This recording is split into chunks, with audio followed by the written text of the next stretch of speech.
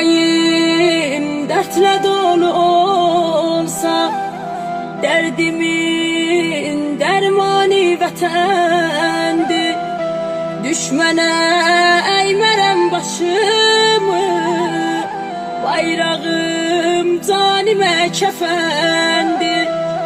Vətənim qəlbimin dayağı, vətənim, vətənim gözümün çırağı, vətənim, vətənim gözümün çırağı, vətənim, vətən ömrüm, vətən canım, damarımda axan qanım, vətən ömrüm,